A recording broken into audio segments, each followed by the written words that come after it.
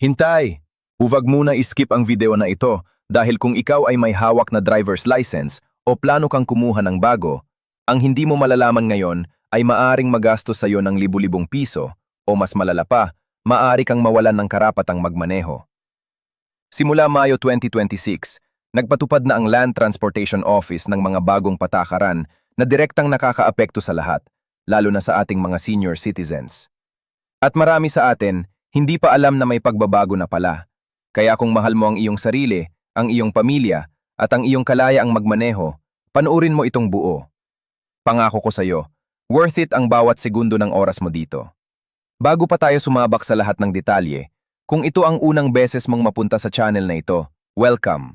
Dito, palagi kaming nagbibigay ng pinaka-updated, pinakatumpak na impormasyon tungkol sa mga patakaran ng gobyerno na nakakaapekto sa ating pang-araw-araw na buhay. I-click na ang like button gayon at i-subscribe para hindi ka mahuli sa mga susunod na breaking updates. Libreng-libre lang at malaki ang maitutulong nito sa iyo at sa iyong pamilya. Okay, simulan na natin. Nung nakalipas na ilang taon, maraming Pilipino ang nagreklamo tungkol sa sistema ng pagpapanibago ng driver's license. Mahaba ang pila, malayo ang opisina, at para sa ating mga nakatatanda, ang proseso ay talagang nakakapagod at nakakapagpahina ng loob. Kaya ngayong Mayo 2026, ang LTO ay nagpatupad ng mga rebisyon na sinasabing layunin ay gawing mas madali, mas mabilis, at mas accessible ang buong proseso. Pero may mga kondisyon at bagong requirement na kailangan mong malaman agad. Ang pinakaimportanteng pagbabago ay ito. Ang validity period ng driver's license ay pinalawak na. Sa ilalim ng bagong patakaran, ang non-professional at professional driver's license ay magiging valid na ngayon ng 5 taon, hindi na 3. Mukhang magandang balita, tama? Pero huwag ka pang masyadong masaya dahil may kasamang bagong requirements ang pagbabagong ito. At kung hindi mo matutugunan ang mga iyon sa tamang oras, maaari kang ma-penalize o mas malala, maaaring ma-revoke ang iyong lisensya. Para sa mga baguhan o yung mga nagpaplano pang kumuha ng lisensya ngayong 2026, may bagong hakbang na rin ang proseso. Hindi na katulad ng dati.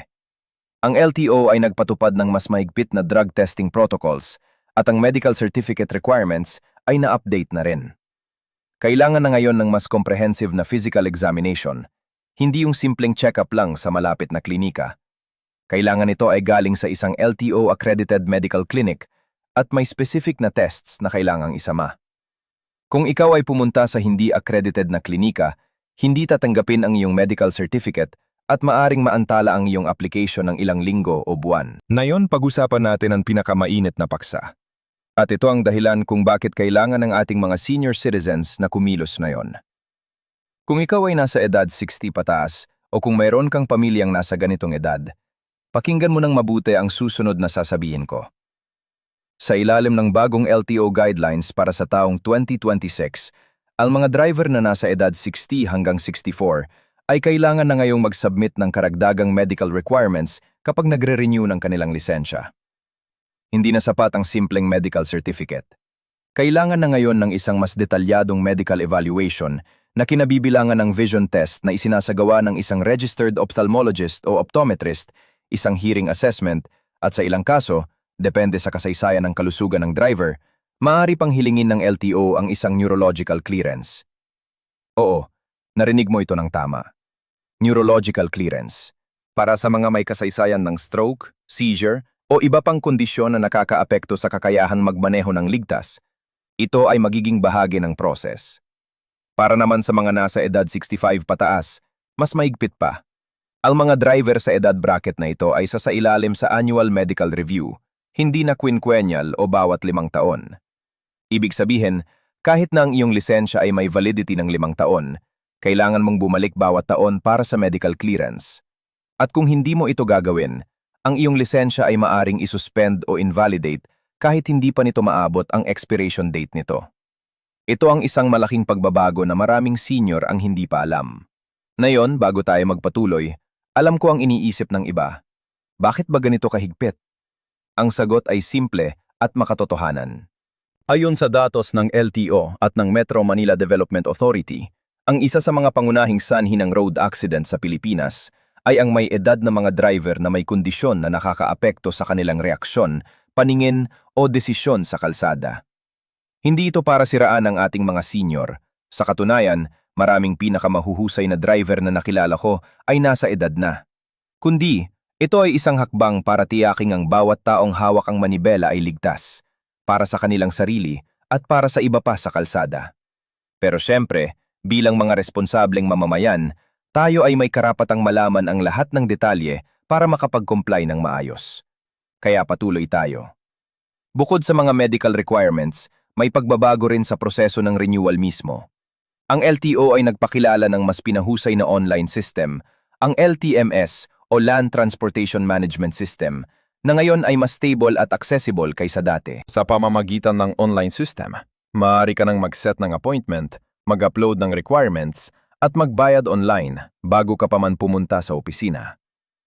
Ito ay dinisenyo para mabawasan ang mahabang pila at para maging mas convenient ang proseso, lalo na para sa ating mga may edad at may kapansanan. Pero ito ang caveat.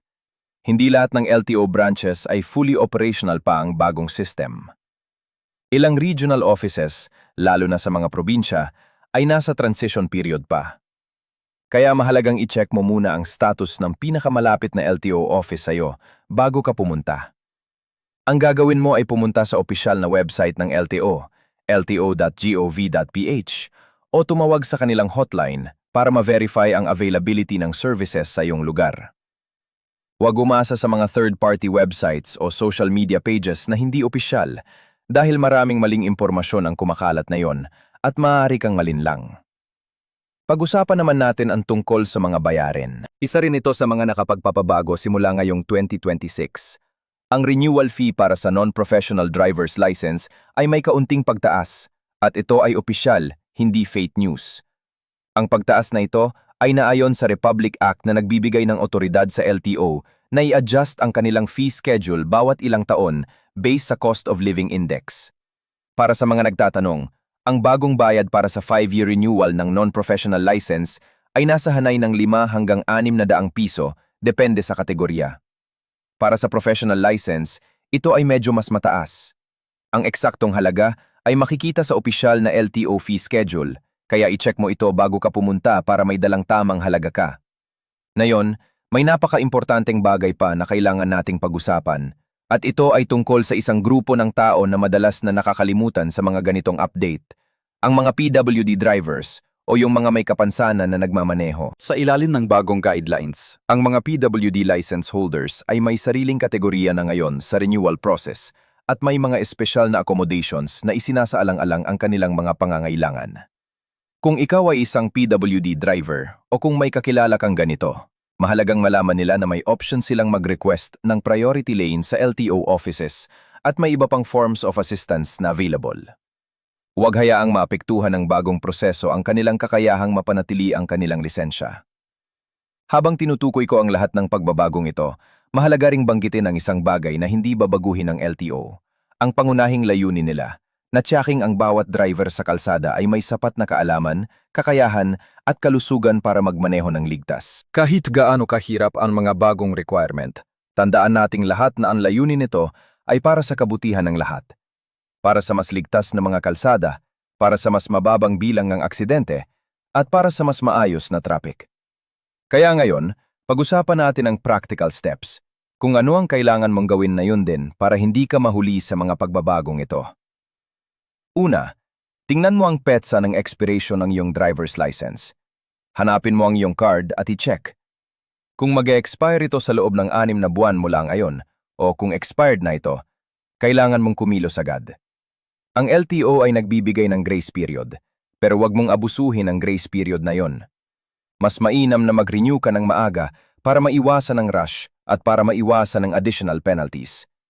Ikalawa, i-check mo ang listahan ng mga requirements para sa iyong kategorya. Kung ikaw ay regular na driver na wala pang 60 taong gulang, ang requirements ay medyo straightforward.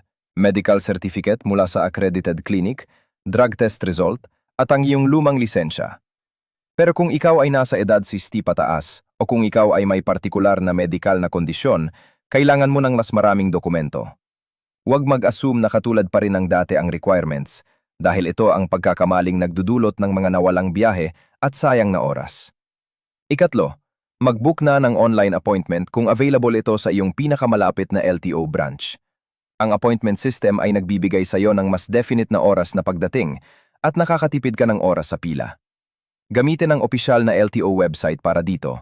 Huwag pumunta sa mga fixers o third-party agents dahil bukod sa maaari kang dayain, iligal din ito at maaari kang masangkot sa kaso. Ika-4. At ito ay espesyal para sa ating mga senior. Kung hindi ka makapunta ng personal sa LTO office dahil sa kalusugan, may mobility issues o iba pang dahilan, maaari kang magpadala ng authorized representative sa ilang cases.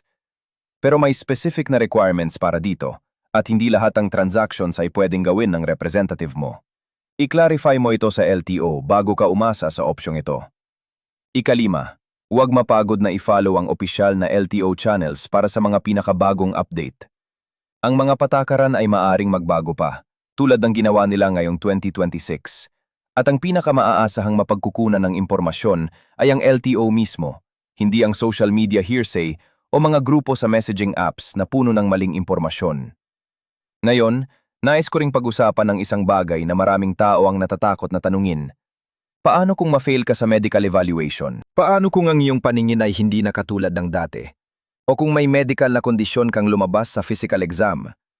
Ito ay isang tunay na alalahanin, lalo na para sa ating mga nakatatanda. Ang sagot ay ito. Ang LTO ay may proseso para sa ganitong sitwasyon. Kung ang isang driver ay ma-evaluate na may kondisyong nakakaapekto sa kakayahang magmaneho ng ligtas, ang LTO ay maaring mag-issue ng restricted license. Ibig sabihin, pinahihintulutan kang magmaneho sa ilang partikular na kondisyon lamang, tulad ng sa mga tiyak na oras ng araw, sa mababang bilis, o sa mga espesipikong uri ng kalsada lamang. Sa ibang kaso, maaring irekomenda ng evaluating physician na sumailalim ka sa treatment o corrective procedure muna bago ka muling mag-apply. At sa mga pinakaseryosong kaso, kung ang kondisyon ay naglalagay ng seryosong panganib, maaring kailangang ipatigil ang pagmamaneho hanggang sa maging maayos ang kalusugan. Alam ko, hindi ito ang sagot na gustong marinig ng lahat. Pero mahalaga nating tanggapin ang katotohanang ang pribilehiyo ng pagmamaneho ay may kasamang responsibilidad. Responsibilidad sa sarili at sa kapwa. At bilang isang lipunan, kailangan nating suportahan ang mga patakaran na nagtataguyod ng kaligtasan ng lahat, kahit na minsan ito ay mahirap tanggapin. Ngayon, isang bagay pa ang nais kong banggitin bago tayo mag-wrap up, at ito ay tungkol sa mga nagtatrabaho sa sektor ng transportasyon. Kung ikaw ay isang professional driver, jeepney driver, bus driver, delivery driver, o anumang uri ng pangkomersyal na driver, ang mga pagbabago ngayong 2026 ay mas mahalaga pa para sa iyo, dahil ang iyong kabuhayan ay direktang nakasalalay sa iyong driver's license. Ang professional driver's license ay may karagdagang requirements tulad ng seminars at trainings na kinikilala ng LTO, at ang iyong employer o transport cooperative ay maaring may karagdagang patakaran na dapat mong sundin bukod pa sa mga requirements ng LTO. Kausapin mo ang iyong operator o employer tungkol dito para hindi kayo magkagulo sa trabaho. At para sa mga nagmamaneho ng sasakyan para sa ride-sharing apps tulad ng Grab, meron ding espesipikong requirements na dapat na i-comply na ngayon. Ang iyong ride-sharing account ay maaring masuspend kung ang iyong driver's license ay hindi up-to-date o kung hindi ka nakakapag-submit ng tamang dokumento sa app operator. Kaya huwag ipagpaliban ang pag-renew. Habang papalapit na tayo sa katapusan ng video na ito, nais kong ibuod ang lahat ng natutunan natin ngayon. Ang LTO ay nagpatupad ng mahahalagang pagbabago sa driver's license system simula Mayo 2026.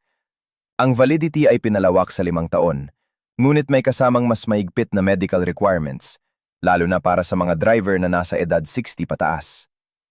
Ang mga senior citizen na 65 taong gulang at pataas ay kailangan na ngayong mag-undergo ng taunang medical review kahit may valid pa ang kanilang lisensya. Ang online appointment system ay available na, ngunit hindi pa fully operational sa lahat ng branches. Ang mga bayad ay bahagyang tumaas, at ang mga PWD drivers ay may espesyal na accommodations na available sa kanila. At ang pinakamahalagang mensahe, kumilos na layon, huwag hintayin na mag-expire ang iyong lisensya bago ka kumilos. Kung meron kang katanungan tungkol sa iyong specific na sitwasyon, kung ikaw ay senior, kung ikaw ay PWD, kung ikaw ay professional driver, O kung ikaw ay first-time applicant, iwan mo ang iyong tanong sa comment section dito sa ibaba. Susubukan naming sagutin ang bawat tanunin, at kung marami kayo na may parehong tanong, maaring gumawa kami ng dedicated video para doon. Kaya huwag mahiyang mag-comment. Ang iyong tanong ay malamang na tanong din ng daan-daang ibang tao. At kung natutunan mo ngayon ang bagay na hindi mo noon alam, O kung nakinig ka ng isang bagay na mahalaga para sa iyo o sa iyong mahal sa buhay, pakibahagi ang video na ito ngayon din. I-share mo sa iyong pamilya, sa iyong mga kaibigan, sa inyong grupo sa Messenger o Viber. Lalo na kung mayroon kang kilalang senior citizen na may hawak na driver's license, siguraduhing makita nila ito. Baka ikaw ang dahilan kung bakit hindi sila mapahirapan o mapagalitan sa LTO.